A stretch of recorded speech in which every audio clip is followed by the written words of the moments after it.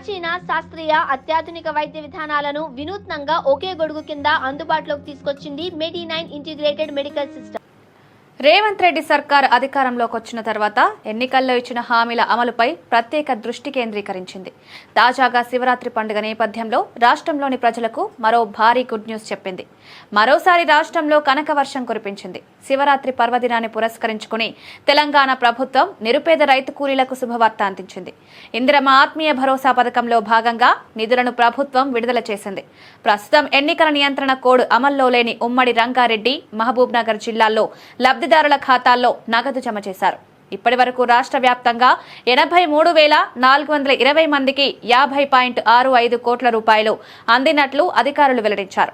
తెలంగాణ ప్రభుత్వం భూమి లేని రైతు కూలీల కోసం ఇందిరమ్మ ఆత్మీయ భరోసా పథకాన్ని ప్రారంభించింది. ఈ పథకం కింద అర్హులైన ప్రతి రైతు కూలీకి ఏటా 12,000 రూపాయలు ప్రభుత్వ ఖాతా నుంచి నేరుగా జమవుతుంది. అయితే ఎమ్మెల్సీ ఎన్నికల కోడ్ అమల్లో ఉండడంతో కొన్ని జిల్లాల్లో ఈ పథకం నిలిచిపోయింది. దీంతో కోడ్ లేని ఉమ్మడి రంగారెడ్డి, మహబూబ్ నగర్ జిల్లాల్లో లబ్ధిదారుల ఖాతాల్లో నిధులు జమ చేసేందుకు ప్రభుత్వం చర్యలు చేపట్టింది.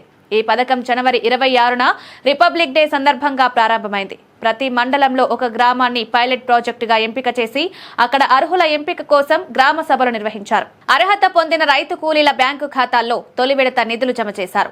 ప్రస్తుతం ఎంతమందికి నిధులు జమయ్యాయి? తొలి విడతలో 18,180 మంది కూలీలకు 6,000 రూపాయల చొప్పున నిధులు అందించారు. రెండో విడతలో 66,240 మంది లబ్ధిదారులకు 6,000 చొప్పున మొత్తం 39.74 కోట్ల రూపాయలు విడుదల చేశారు.